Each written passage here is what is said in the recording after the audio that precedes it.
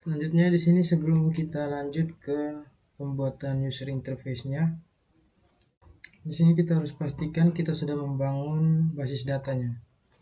Jadi kita harus memastikan bahwa kita sudah membuat basis datanya dengan membuat tabelnya dan mengisi tabel-tabelnya. Jadi di sini kita akan melihat dengan cara sebelum kita lihat, kita nyalakan dulu examnya. Kemudian kita masuk. Nah, di sini seperti yang sudah kita lihat, di sini kita membuat database rumah sakit.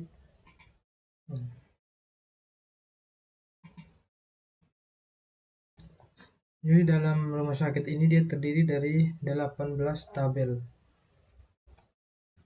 Tabel yang paling pertama itu ada tabel ruang. Di sini kita lihat strukturnya, ada ID ruang dan nama ruang. Kemudian ada juga tabel resep. Di dalam tabel resep ini kita lihat strukturnya, ada ID resep, ID rekam medis, ID obat, dosis, harga satuan, jumlah, dan ID karyawan. Kemudian setelah resep ada tabel rekam medis. Di sini tabel rekam medisnya itu strukturnya ada ID rekam medis, ID pasien, tanggal pelayanan, ID jadwal karyawan, ID poli, keluhan awal, ID karyawan, tanggal check-in, jam check-in, tinggi badan, berat badan, suhu, tensi, catatan hasil lab, catatan alergi obat, dan seterusnya sampai di metode pembayaran. Jadi total semuanya ada 22 atribut di dalam tabel rekam medis. Setelah rekam medis ada rawat inap. Di sini rawat inapnya terdiri dari strukturnya, ID rawat inap, ID rekam medis, tanggal mulai, tanggal selesai, ID karyawan, dan juga ID kamar. Setelah itu ada juga poli. Di sini poli strukturnya ada ID poli dan nama poli. Dia sama seperti ruang, cuman terdapat dua struktur di dalamnya, dua atribut. Nah, setelah poli ada penyakit. Tabel penyakit di sini terdiri dari strukturnya ada dua atribut juga, ID penyakit dan juga nama. Lalu ada tabel pasien. Nah, di dalam tabel pasien ini strukturnya ada atribut ID pasien, nama, tempat lahir, tanggal lahir, jenis kelamin, alamat, telepon, email, dan password. Jadi di sini ada identitasnya si pasien ini. Kemudian ada tabel obat. Di sini ada ID obat, barcode, nama obat, harga satuan, wujud, dan ketersediaan. Setelah obat ada keahlian dokter. Di sini tabel keahlian dokternya itu atributnya ID keahlian dokter, nama, dan biaya pembayarannya.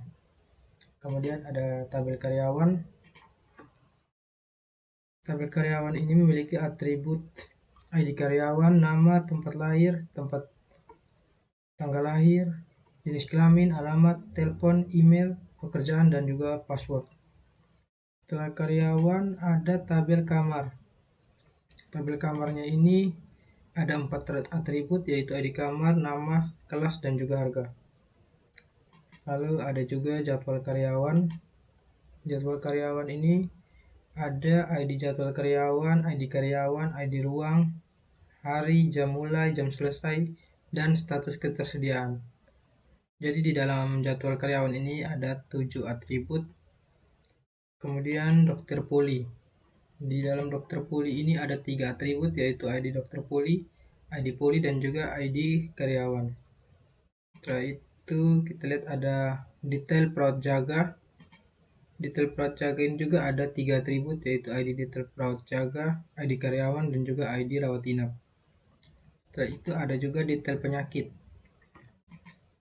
Detail penyakit ini ada ID detail penyakit, ID rekam medis, dan juga ID penyakit. Jadi dalam detail penyakit ini ada 3 atribut juga.